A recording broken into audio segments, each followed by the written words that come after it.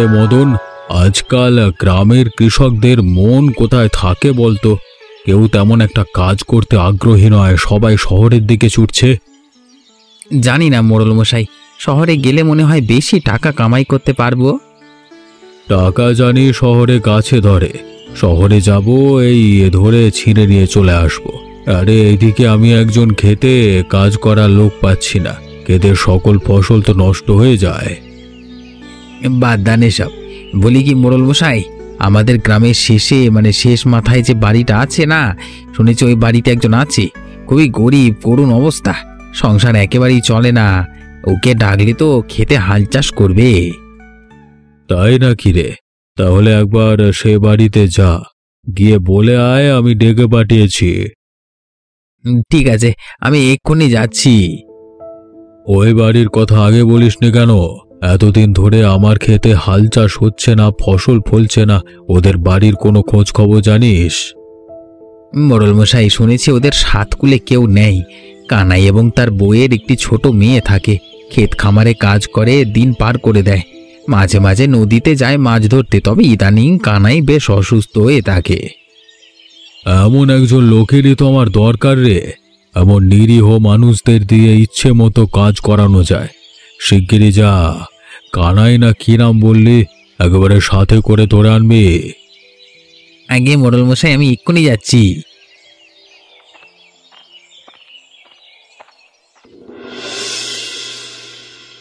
হ্যাঁ গো, এই কষ্ট আর কতদিন চলবে বলো তো? আগে তবুও দুবেলা দুমুঠো ভাত জুটতো, এখন আর সেটাই নেই, সবই শেষ হয়ে গেছে। আমার এতটুকুন মেয়েটার মুখেও যে আর কিছুই দিতে পারছি না। সরলা, আমি জানি তোমার কষ্ট হচ্ছে, কিন্তু কি করব বলো? এই অসুস্থতার জন্য আগে যারা কাজে নিত তারা কাজে নিচ্ছে না, আমি বা কি করব বলো তো?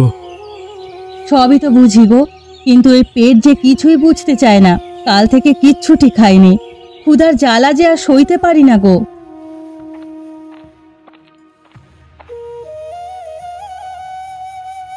মা, কিছু খেতে দাও না মা, আমার যে ভীষণ খিদে পেয়েছে।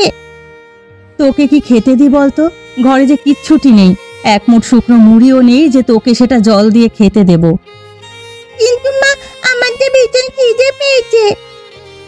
সারাক্ষণ এত খিদে খিদে করিস নি তো রূপা, আমার একদম ভালো লাগে না। গিন্নি, মেয়েটাকে ওভাবে বলো না, ও ছোট মানুষ, ও কি আর এত কিছু বোঝে?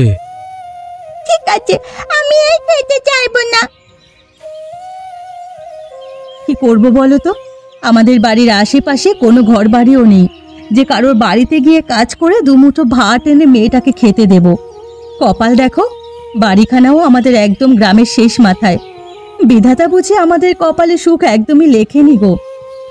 ঠিক বলেছ গিন্নি, বিধাতা আমাদের কপালে এক ফোঁটাও সুখ লেখেননি। লিখে থাকলে কি এত কষ্ট থাকতো? থাক, আর মন খারাপ করো না, আমি বাইরের দিকে গিয়ে দেখি যদি কোনো কাজ পাই।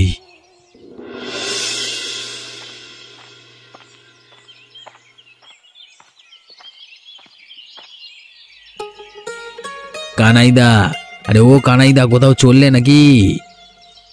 না গো দাদা, কোথায় আর যাব? দুদিন ধরে ঘরে বসা, মেয়েটা খিদের জ্বালায় কাঁদছে, তাই ভাবলাম যদি কোথাও কোনো কাজ পাই। তাহলে তো ভালো সময় এলাম গো, চলো দেখি, আমার সাথে চলো। কোথায় যাব? কোনো চিন্তা নেই গো দাদা, আমি তোমার জন্য একটা কাজের ব্যবস্থা করেছি। কি বলছো কি গো দাদা? সত্যি বলছো নাকি আমার সাথে ঠাট্টা করছো? এই দেখো, তোমার সাথে কি আমি ঠাট্টা করবার সম্পর্ক নাকি আমার? সত্যি সত্যি কাজের ব্যবস্থা করেছি। আরে মোড়লের খেতে তোমাকে আজ থেকে কাজ করতে হবে, রোজ রোজ কাজ পাবে সেখানে। বলছো কি গো? বিধাতা তোমার মঙ্গল করুক দাদা। ঠিক আছে, চলো আমি যাচ্ছি। তবে একটা কথা। আবার কি কথা? কর্তামশাই তোমাকে যা মাইনে দেবে সেখান থেকে তুমি আমাকে 3 ভাগের 1 ভাগ টাকা দেবে। তুমি কি বললে দাদা?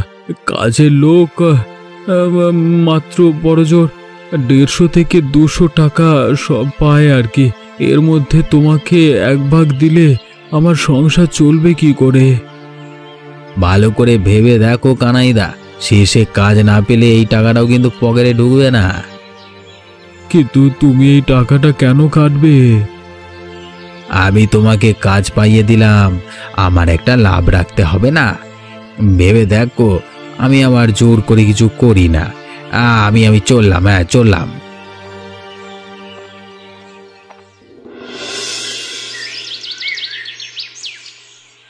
ওমা, মা গো, এই দেখো আমি কি পেয়েছি। ওমা মা, এই দেখো আমি ডিম পেয়েছি। আরে কি হলোটা কি? এভাবে চেঁচাচ্ছিস কেন? মা, আমি হাঁসের ডিম কুড়িয়ে পেয়েছি। এই ডিমটা তুমি আমাকে এক্ষুনি সিদ্ধ করে দাও দেখি। সে না হয় দিচ্ছি, কিন্তু কান্নাকার হাঁসের ডিম তুই এটা কোথায় পেলি রে মা? আমি পুকুরের ধারে খেলার সময় হঠাৎ দেখি একটা ডিম। এরপরে অনেকক্ষণ সেখানে বসে রইলাম, কেউ এলো না ডিমটা নিতে, তাই আমি এটা নিয়ে আসলাম। কিন্তু মা, এটা যদি সাপের ডিম হয় তখন? সত্যি মা, এটা সাপের ডিম? তাহলে এই ডিমটা আমরা ফুটিয়ে বাচ্চা ফোটাবো। সে কি রে, সাপ ফুটিয়ে কি করবি? বুঝবো কেন মা, সাপ পোষা যায় না? ওরে বোকা মেয়ে, সাপ পুষলে ঘরে কি মানুষ থাকতে পারে? সাপ তো বড় হয়ে আমাদের কামড়ে শেষ করে দেবে। ওমা, আমি সাপকে দুধ খাওয়াবো, ও আমার সাথে খেলবে, একেবারে আমাদের মতো থাকবে। দেখো, ছোট থেকে আদর করে বড় করলে আর কামড়াবে না। আরে আমার পাগল মেয়েটা, সাপ যদি সত্যি বেরোয় তখন তুই সবার আগে ভয় পালিয়ে যাবি। না মা, আমি পালাবো না, ওকে আমি বন্ধুর মতো রাখবো। কেমন সব ভাবনা তোদের। ঠিক আছে, ডিমটা আমি রেখে দিচ্ছি, তোর বাবা এলে দেখবো এটা কিসের ডিম। ঠিক আছে? ঠিক আছে মা, সাপের ডিম হলে বাচ্চা ফোটাবো, আর হাঁসের ডিম হলে ভেজে আমরা তিনজনে খাবো। আচ্ছা বাবা, তাই হবে। পাগল মেয়ে। মোড়ল মশাই, এই দেখুন কানাইকে নিয়ে এসেছি। কর্তামশাই আমাকে ডেকে পাঠিয়েছিলেন? হ্যাঁ, তোকে ডেকে পাঠিয়েছি। শুনেছি তোর নাকি অনেক কাজের প্রয়োজন। মদন বলল তোর অবস্থার কথা। আমার খেতেও লোকের দরকার আছে, তাই ভাবলাম তোকে ক্ষেতের জন্য রেখে দিই। তবে কানাই, ভালো করে শোন, তোর রোজগার কিন্তু মজুরি হবে দিনে 150 টাকা, আর দুপুরবেলায় আমার বাড়িতে খাবি। রাজি আছিস? হ্যাঁ কর্তামশাই, আমি রাজি। সংসারে এখন ভীষণ কষ্ট। আপনি যদি কাজ দেন আমি প্রাণপাত করে খাটবো। মেয়েটার মুখে অন্তত 4টি ভাত আর ডাল তুলে দিতে পারবো। শোনো কানাইদা, কর্তামশাই কিন্তু তোমার মঙ্গলের জন্যই কাজ দিলেন, এখন কিন্তু কাজে কোনো গাফিলতি দেওয়া চলবে না। ঠিক বলেছ মদন, আমি যে টাকা দিই তার পূর্ণ কাজ আমি চাই। অলসদের আমি সহ্য করতে পারি না। মন দিয়ে করো, কাজ ভালো দেখলে তোমার মাইনে বাড়িয়ে দেওয়া হবে। আপনি চিন্তা করবেন না কর্তামশাই, আমি সকাল থেকে সন্ধে পর্যন্ত কাজ করব। ঠিক আছে ঠিক আছে, আজকে আর না। তবে একটা কথা মনে রাখবে, তোমাদের মতো লোক হাজার হাজার আছে। কাজের মূল্য না দিলে কালকে থেকে অন্য লোককে লাগিয়ে দেবো। তাই সঠিকভাবে কাজ করবি, ঠিক আছে? আগে কর্তা, আপনার দয়াতেই তো আমরা বেঁচে আছি। আপনি দয়ালু মানুষ, চিন্তা করবেন না, আমি কানাইদাকে কাজটা বুঝিয়ে দেব। ঠিক আছে কর্তা, আমি আজকে থেকেই কাজে লেগে যাব। সারাদিন খেটে শরীরটা কেমন যেন ম্যাচ ম্যাচ করছে গো মদনদা। তবে শান্তি এই যে অন্তত হাতে কিছু টাকা এলো। গিন্নি আর রূপার মুখে আজকে অন্তত ভাত তুলতে পারবো। তাই তো বলেছিলাম কানাইদা, আমার উপর ভরসা করলে তোমার সংসার চলে যাবে। এবার তোমার হাতে থাকা টাকার হিসেব মেলাও দেখি। হিসেব? কোন হিসেব দাদা? এই যে প্রথম দিনই শর্ত বেমালুম ভুলে গেলে? হ্যাঁ, আরে কাজটা তো আমি পাইয়ে দিয়েছিলাম, কথা ছিল আমাকে কিছু টাকা দেবে। এখন তোমার 150 টাকা থেকে আমার পাওনা 50 টাকা দাও। মদনদা, সারাদিন রোদে পুড়ে ঘাম ঝরিয়ে এই 150 তো টাকাটা পেয়েছি। এর ভেতর থেকে যদি 50 টাকা তোমাকে দিই, আমার সংসার চলবে কি করে? কানাইদা, তুমি হয়তো ভুলে যাচ্ছ, তোমার হাতে আজকে যে টাকা আছে সেটা আমার জন্যই। আমি না থাকলে তো কাজই পেতে হতো না। ঠিক আছে, সমস্যা নেই। তুমি টাকা দিতে না চাইলে কালকে থেকেই অন্য কাউকে কাজটা দিয়ে দেব। আচ্ছা আচ্ছা দাদা, তুমি যেটা চাইছো তাই নাও, কিন্তু মনে রেখো আমার মেয়েটা খালি পেটে ঘুমালে তোমার কিন্তু দোষ লাগবে। সে আমার মাথা ব্যথা নয়, সংসার চালানো তোমার কাজ, আমি আমার পাওনা নিতে এলাম মাত্র। হায় বিধাতা, কতদিন আর এভাবে চলবে? কানাইদা, এবার কষ্টের মূল্য বুঝলে তো? হ্যাঁ গো মদনদা, বুঝেছি বই কি, কিন্তু 150 টাকার মধ্যে 50 টাকা রোজ রোজ তোমায় দিলে আবার সংসারটা কি করে চলবে? কানাইদা, তুমি ভাবছো কেবল নিজের জন্য, আরে আমি না থাকলে তো এই কাজটা পেতেই না। এটা শুধু আমার পাওনা। এরপর চাল ডাল কিনে বাড়ির দিকে চলে যাও, কালকে আবার সকাল সকাল এসো, কেমন? আচ্ছা মদনদা, আমি যাচ্ছি, তবুও তুমি আমার উপকার করেছো, আমি সারা জীবন মনে রাখবো। সে ঠিক আছে, এবার যাও যাও, বাড়ি যাও।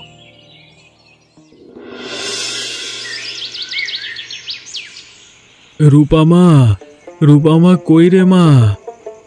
ও বাবা, তুমি এসেছো? এত দেরি করলে কেন বাবা? কাজ করতে গেলে একটু দেরি হবে রে মা। গিন্নি, এখানে কিছু চাল ডাল আছে, শিগগিরই রেঁধে ফেলো। সারাদিন তোমরা না খেয়ে অনেক কষ্ট করেছো। ঠিক আছে গো, যাচ্ছি।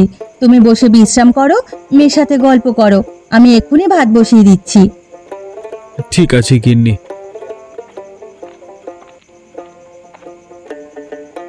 রূপামা, তুমি আজকে সারাদিন কি করলে? ও বাবা, আজকে আমি একটা সাপের ডিম পেয়েছি গো। সাপের ডিম? সে কি কথা, সাপের ডিম কোত্থেকে পেলি রে মা? হ্যাঁ গো বাবা, পুকুরের ধারে গাছের মধ্যে লুকানো ছিল, আমি খুব সাবধানে তুলে এনেছি। আমি ভেবেছিলাম ওটা হাঁসের ডিম, কিন্তু মা বললো ওটা নাকি সাপের ডিম। আরে বাপরে, তোমার সাহস দেখে তো আমি অনেক অবাক হচ্ছি গো। হ্যাঁ গো গিন্নি, ঘটনা কি গো? আর বলো না, পুকুর পাড়ে রূপা একটা ডিম কুড়িয়ে পেয়েছে, বাড়ি এসে বলছে আমাকে সিদ্ধ করে দাও, আমি খাবো। আমি মজা করে শুধু বলেছি এটা যদি সাপের ডিম হয় তখন কি হবে। এরপর থেকেই মেয়ে শুরু করে দিয়েছে এই ডিম ফুটিয়ে সাপ বের করবে, এবার সেই সাপকে নাকি সে পুষবে। মা মেয়ে তবে এসব করো? ও বাবা, এটা তাহলে সাপের ডিম নয়? না রে মা, এটা হাঁসের ডিম। ডিমখানা পেয়ে ভালোই করেছিস রে মা, এখন ভাত আর এই ডালের সাথে ওই ডিম ভাজা করে খাওয়া যাবে। তা বেশ ভালোই হবে গিন্নি, খিদে যে আর তর সইছে না। তোমার আর কতক্ষণ লাগবে? ওই আর একটু, আমি ডিমখানা ভেজে থালায় খাবার দিচ্ছি। ঠিক আছে। ও বাবা বাবা, আজকে একটা বড় মাছ আনবে গো, আমি কতদিন মাছ দিয়ে ভাত খাইনি। মাছ খাবি রে মা? কি করবি রে মা, গরিব বাবার ঘরে জন্মেছিস, একটু মাছ ভাতও তো খেতে দিতে পারি না। ঘরে কিছু চাল আছে, আর চাল কিনতে হবে না, তুমি পারলে একটা মাছ আনো, মেয়েটা মুখ ফুটে খাবে বললো। দেখছি কি করা যায়, কাজে যাই তো আগে। আমারও কি ইচ্ছে করে না গো, কিন্তু কি করব বলো? ও বাবা, তোমার কষ্ট হলে মাছ আনতে হবে না, আমি আলু সেদ্ধ দিয়ে ভাত খেয়ে নেব। তোমাকে এত কিছু ভাবতে হবে না গো মা, আমি দেখছি কি করা যায়। ঠিক আছে বাবা, মা আমি খেলতে গেলাম। ঠিক আছে মা, যাও, খেয়াল রাখবে কারো কোনো অন্যায় করবে না। ঠিক আছে যাও মা, খেয়াল রাখবে, কারোর কোনো অন্যায় করবে না কিন্তু। আমিও বেরিয়ে যাই গিন্নি, আজকে আবার খেতে অনেক কাজ করতে হবে। ঠিক আছে গো, যাও। এই শোনো, মাছ আনলে খুব বড় মাছ এনো না, ছোট দেখে একটা এনো, মেয়েটার মুখে দিতে পারলেই হবে। ঠিক আছে, আমি যাই এরপর।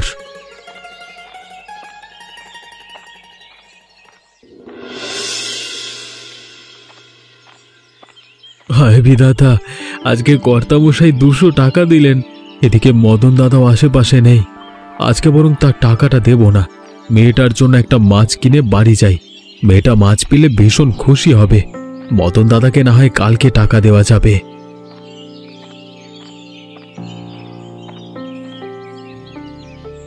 কি দাদা, মাছ নেবে? আজকে বেশ বড় মাছ এনেছি, দেবো একটা?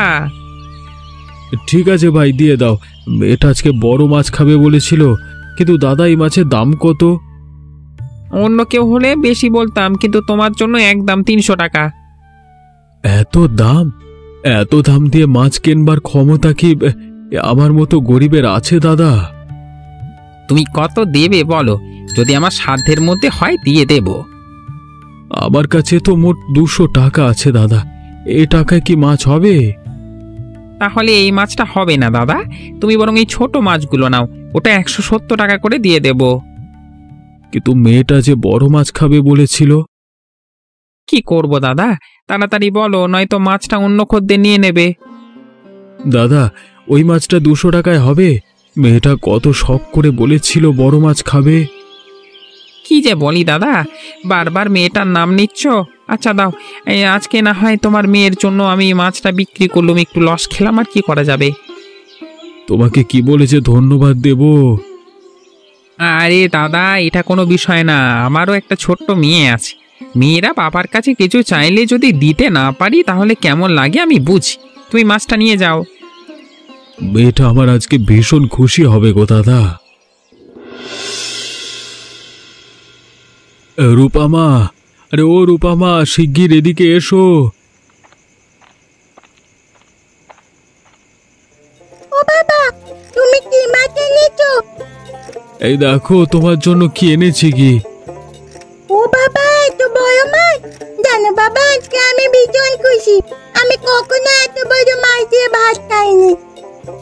তাই তো, তোমার জন্য বড় মাছ এনেছি। তুমি আজকে পেট ভরে মাছের মাথা দিয়ে ভাত খাবে। তুমি এত বড় মাছ আনলে কেন গো? ছোট দেখে একটা মাছ আনলেই তো হতো। ওই মাছের তো অনেক দাম নিয়েছে। আমার মেয়ের মুখের হাসির দাম যে এর থেকেও বেশি সরলা। ও বাবা, তুমি কেন ভালো গো? ও গিন্নি, তাড়াতাড়ি রান্না শুরু করে দাও, আমারও যা তর সইছে না। যাচ্ছি গো, যাচ্ছি। কই গো গিন্নি, তোমার হলো? এই তো হয়ে গেছে, আমি থালায় করে ভাত আনছি, তোমরা বসে পড়ো। কি ব্যাপার কানাইদা, তুমি কি মনে করেছো? টাকা না দিলে আমি তোমাকে দিয়ে আর কোনো কাজ করাবো না। আজকে থেকেই তোমার সঙ্গে কোনো চুক্তি নেই। আমি মোড়লকে অন্য লোক এনে দেব। তোমার কত বড় সাহস, তুমি আমাকে টাকা না দিয়ে চলে যাও? মদনদা, আমি তো রোজ তোমাকে টাকা দিয়েছি। কালকে মেয়েটা মাছ খাবে বলে বায়না করলো, তাই তোমাকে টাকাটা দিতে পারিনি। তা বলে তুমি আমাকে কাজ থেকে ছাড়িয়ে দেবে? তোমার মেয়ে মাছ খাবে না মাংস খাবে সেটা দেখবার বিষয় আমার না। তুমি চুক্তি ভঙ্গ করেছো, যার শাস্তিও তুমি পাবে। আর কখনো এমনটা হবে না দাদা, এবারের মতো ক্ষমা করে দাও। আমি কথা দিচ্ছি এরপর থেকে তোমার টাকা তোমাকে দিয়ে দেব। কানাইদা, তুমি আমাকে আর এসব বলো না। আজকে থেকে তুমি আমার কাজের সাথে যুক্ত নাও। আর তাছাড়া কালকে কর্তা তোমাকে 200 টাকা দিয়েছে, সেটাও আমি জানি। আয় বিধাতা, তুমি এতটা নিষ্ঠুর হয়েও না মদনদা, দয়া করো, একটু দয়া করো। তুমি বরং চলে যাও কানাইদা, আমি কর্তা মশাইকে বলে দেব তোমাকে যেন এই কাজ না দেয়। এই কাজ তুমি করো না গো দাদা, আমি যে পথে বসে যাব।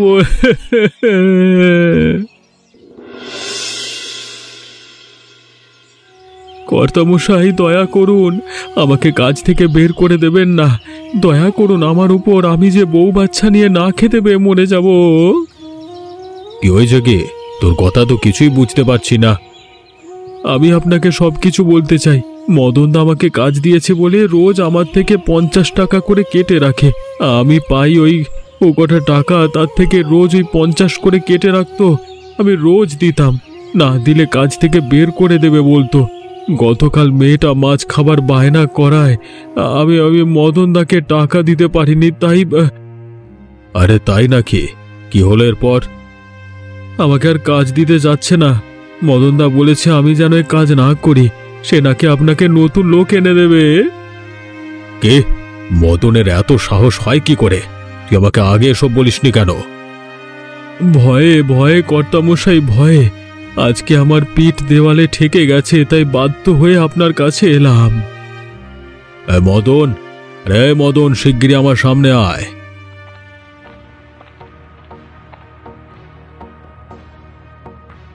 আগে কর্তা মশাই আমাকে ডেকেছেন? তুই কি ভেবেছিস কি অন্যের ঘামের টাকায় নিজের খুশি মেটাতে পারবি? বলি তোর এত বড় সাহস হয় কি করে? আগে কর্তামশাই, আমি তো কেবল কাজের বিনিময়ে চুক্তি করেছি। আর কোনো ব্যাখ্যা আমার লাগবে না। এখন থেকে কানাইকে তার উপার্জিত টাকার পুরোটাই দিয়ে দেবে। আর ওকে কাজ থেকে সরিয়ে দেওয়ার তুমি কে? নিজেকে কি মোড়ল ভাবতে শুরু করেছো? ক্ষমা করবেন কর্তামশাই, আমার ভুল হয়ে গেছে, আমি আর এমন ভুল করব না। ধন্যবাদ কর্তামশাই, বিধাতা আপনার মঙ্গল করবেন। আর সময় নষ্ট করিস না কানাই, কাজে যা। তোর কাজ আমার ভীষণ পছন্দ হয়েছে, বুঝলি? তোকে আমি 200 টাকা করে রোজ দেব। আগে কর্তামশাই।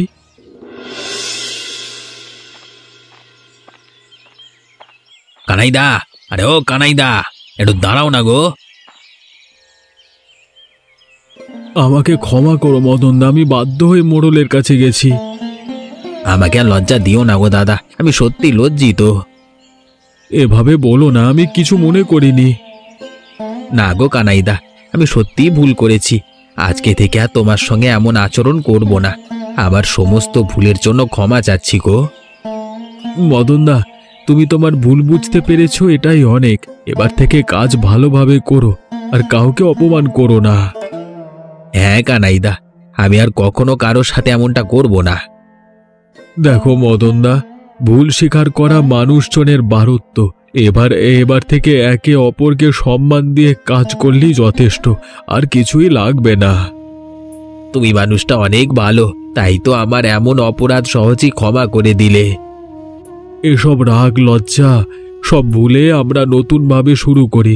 ভাই ভাইয়ের এত রাগ পুষে রেখে লাভ নেই গো। তুমি কি বলছো? ঠিক আছে গো কানাইদা, আজকে থেকে আমরা একে অপরের ভাই আর বন্ধু। আমরা দুজন দুজনের পাশে সব সময় থাকবো। ঠিক আছে দাদা, জীবনে অনেক ঝামেলা আসবে, কিন্তু মানুষ হয়ে মানুষের পাশে বিপদে দাঁড়াতে পারলেই না হবে প্রকৃত মানুষ। একদম ঠিক বলেছো দাদা। এমনই মজার মজার গল্প দেখতে আমাদের চ্যানেলটিকে সাবস্ক্রাইব করতে ভুলবেন না।